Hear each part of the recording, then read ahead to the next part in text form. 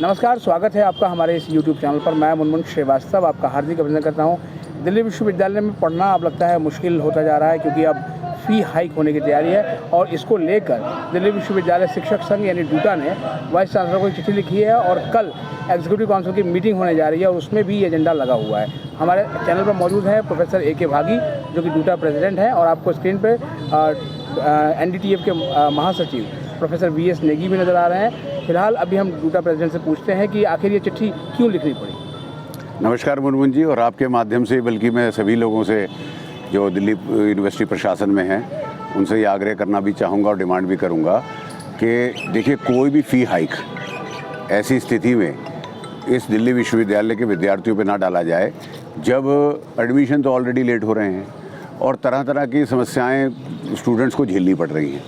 ये आपको ध्यान रखना चाहिए कि इस यूनिवर्सिटी में आज की तारीख में सेंट्रल यूनिवर्सिटी होने के नाते 50% ज़्यादा बच्चे जो हैं वो दिल्ली के बाहर से आते हैं और उनको बाहर से आकर के यहाँ शिक्षा ग्रहण करने के लिए अपने ही रहने खाने पीने की व्यवस्था भी करनी पड़ती है। तो और आप देखेंगे तो इसमें चाहे किसी भी वर्ग से आ रहे हों, और ख़ास तौर पे अगर वो बच्चे सामाजिक किसी ऐसे वर्ग से आ रहे हैं जो आर्थिक वर्ग से पीछे हैं या किसी कारणों से और पीछे हैं, तो उनके लिए तो ये बिल्कुल इस तरह की फ़ी हाइक जो कुछ हज़ार रुपये भी कई बार लगती है, वो भी देना मुश्किल हो जाता है, क्योंकि पहले ही फ़ीस बड़ी मुश्किल से जुटाना उनका काम हो पाता है।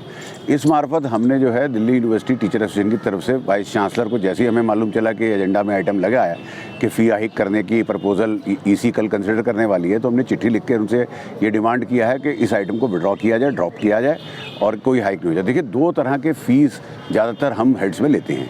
एक तो ट्यूशन फ़ीस के नाम पे लेते हैं, ज़्यादातर तो ट्यूशन फ़ी जो है वो तो UGC के खाते में ही हमारे जो है एक तरह से चली जाती है, और दूसरा जो लेते हैं वो स्टूडेंट एक्टिविटी फ़ंड के नाम से लेते हैं। मैं इस बात के ऊपर स्ट्रेस करके कहना चाहता हूं कि डेवलपमेंट फ़ी के नाम से कॉलेजों के प्रत्येक विद्यार्थी से लिया जाने वाला फ़ंड यूनिवर्सिटी की एक्टिविटी के अंदर या बाकी जगह जो लग जाता है केवल, वो कॉलेजों को सीधा फ़ायदा देता नहीं बहुत बार। और उस कारण से आप ये देखिए, ये ऐसा मतलब सिस्टम हो गया है कि जहाँ पर अभी इसको बढ़ा के 1200 रुपये कर दिया है, और डेवलपमेंट फ़ंड के नाम पे 1200 रुपया प्रत्येक विद्यार्थी अगर कॉलेजों में जमा करता है, वो कॉलेजों का कोई सीधा फ़ायदा देता नहीं, और यहाँ यूनिवर्सिटी के डेवलपमेंट के लिए वो ज़्यादातर इस्तेमाल हो जाता है। और उसमें भी फिर भी इतना पैसा लेना, वो मुझे लगता है कि चाहे हमारे सीधे विद्यार्थियों को फ़ायदा हो रहा है नहीं, लेकिन उसके हमारे को डिपेंड करना चाहिए, UGC से ग्रांट लें, बाकी जगह से ग्रांट लें हम, और उस माध्यम से चलाएं। और दूसरा जो है ट्यूशन फ़ी का, तो मुझे नहीं लगता कि कोई गवर्नमेंट का इस तरह का अभी कोई निर्णय है, तो ट्यूशन फ़ी बढ़ाने का तो काम हो ही नहीं सकता ना। तो ये क्यों फ़ीस बढ़ाई जा रही है, ये हमारी समझ से भी परे है कई बार। तो इसके ऊपर पुनर्विचार करना चाहिए और इसको ड्रॉप करना चाहिए। ये बिल्कुल मतलब बर्दाश्त नहीं होगा, और अगर ये आइटम को मतलब परसू करके इसके ऊपर फ़ीस बढ़ाएंगे तो फिर इसके ऊपर विरोध भी तेज होगा। तो क्या सर जो है वो जो एग्जीक्यूटिव काउंसिल के जो सदस्य हैं, ठीक है, NDTF से जुड़े हुए, वो इसका विरोध करेंगे? बिल्कुल करेंगे जी। ये तो मतलब हर एक व्यक्ति को करना चाहिए। मुझे लगता है कि हर एक उस व्यक्ति को जो ये चाहता है कि दिल्ली यूनिवर्सिटी जैसे बड़ी यूनिवर्सिटी जो सारे प्रांतों के प्रत्येक वर्गों के लोगों के लिए मतलब एक तरह से यहाँ शिक्षा की व्यवस्था कर रही है, और मैंने जैसे आपको बताया कि हर एक प्रांत से बच्चे, मतलब हर एक वर्ग से बच्चे आ रहे हैं, तो उनके लिए ये व्यवस्था करना सरकार का काम है और सरकार कर भी रही है। अगर कोई कमी पेशी है, कहीं पर ग्रांट कम मिल रही है, कहीं पे कुछ चीज़ कम आई है, तो उसकी दरगार जो है मतलब करना चाहिए UGC से या मिनिस्ट्री ऑफ एजुकेशन से, बजाय इसके कि भी इसका सीधा बोझ जो है छात्रों पर डाल दिया जाए। सर, जब DU में FSS स्कीम लागू की गई थी, फाइनेंशियल सपोर्ट स्कीम, तो बहुत सारे पेरेंट्स कहते थे कि इसकी ज़रूरत नहीं है, इसकी बजाय फ़ीस कम की जानी चाहिए जी। तो आप क्या मानते हैं? नहीं, देखिए, दोनों तरह की बातें चाहिए। ऐसा नहीं है, जो भी मिनिमम फीस स्ट्रक्चर है, अगर उसके अंदर भी कुछ विद्यार्थी ऐसे रहते हैं जो मेरिट के भी होते हैं और उनकी ज़रूरत भी होती है, नीड बेस भी होते हैं, उनके लिए भी अगर कोई इस तरह की व्यवस्था हो जाए कि उनको मतलब उसमें छूट मिल जाए जो भी फीस है, लेकिन फ़ीस बढ़ाना तो सभी पे भार पड़ेगा ना जी। आप कहते रहें कि जो मतलब निम्न वर्ग से हैं हम उनको कंसेशन दे रहे हैं, अरे भाई, मध्यम वर्ग के लोग भी नहीं अफोर्ड कर सकते हैं। आपने जो क्राइटेरिया, इकोनॉमिक क्राइटेरिया लगाते हैं, उसमें मध्यम वर्ग उससे बाहर हो जाता है, और आज की तारीख में बाहर से आकर के किसी मध्यम वर्ग के भी बच्चे को पढ़ना कितना मतलब मुश्किल है दिल्ली में, ये उनको समझना चाहिए। इसलिए ये बिल्कुल भी हम इसको एक्सेप्ट नहीं कर सकते।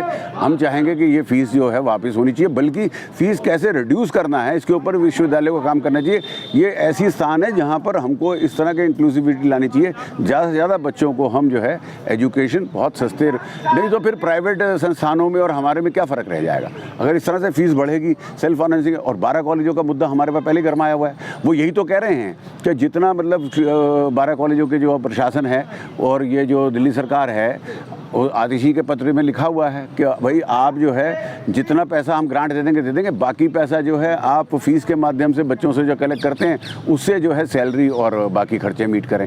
तो ये तो हमें डूटा को बिल्कुल एक्सेप्टेबल अभी सर नहीं है। हमने देखा कि दिल्ली स्किल यूनिवर्सिटी में जो दिल्ली सरकार के अंदर आती है, वहाँ फीस वृद्धि को लेकर स्टूडेंट्स ने आंदोलन छेड़ दिया है। जी, तो क्या ऐसी स्थिति देखिए स्टूडेंट्स का आंदोलन छिड़ने की बात तो वो स्टूडेंट यूनियन बता सकती है, लेकिन डूटा इसका पूरी तरह विरोध करता है। देखिए शिक्षक का काम सिर्फ अपने मतलब हम अपने अधिकारों के लिए लड़ते हैं, नो डाउट, लेकिन हम शिक्षा और विद्यार्थी के लिए भी लड़ते हैं। हम तो समाज में कोई कुरीतियाँ उसके खिलाफ भी लड़ते हैं ना जी। शिक्षक का मतलब केवल ये नहीं होता कि अपनी सैलरी लिए लड़ेगा ना, शिक्षक का मतलब ये होता है कि पूरी अच्छी शिक्षा व्यवस्था बनी रहे और सब चीज़ें सुचारू रूप से चलें और वो शिक्षा जो सब वर्गों के पास में बिना किसी रोक टोक के पहुंच सके। इस मतलब उसके साथ में मोटिव के साथ में हम लोग काम करते हैं। एक तरफ से सर जो है अभी CUT की वजह से जो है वो एडमिशन डिलेड हो गया है और इसी टाइम में ये फीस बढ़ाने से एक गलत मैसेज नहीं जाएगा सोसाइटी में सर? देखिए गलत मैसेज उसकी वजह से नहीं, मतलब वो अलग अपने आप में विषय है, वो बहुत बड़ा एक विषय बन चुका है जहाँ पर हमारा सेशन लेट हो गया, स्टैगर्ड मतलब कि अलग अलग समय पे अलग अलग तरह के हमारे सेमेस्टर सिस्टम चलेंगे, वो अलग तरह का विषय है। क्योंकि आने वाले समय में देखिए कई विद्यार्थी ऐसे होंगे जिनको थर्ड सेमेस्टर और फर्स्ट सेमेस्टर के पेपर साइमल्टेनियस देने होंगे। अब आप सोचिए कि जो बच्चा थर्ड सेमेस्टर की मतलब कि एग्ज़ाम में बैठ रहा होगा और फर्स्ट सेमेस्टर की क्लासेस चल रही होंगी और फर्स्ट सेमेस्टर का बाद में एग्ज़ाम हो रहा होगा, तो कैसे एग्जामिनेशन सिस्टम में वो स्टैगर्ड उसमें बैठेगा।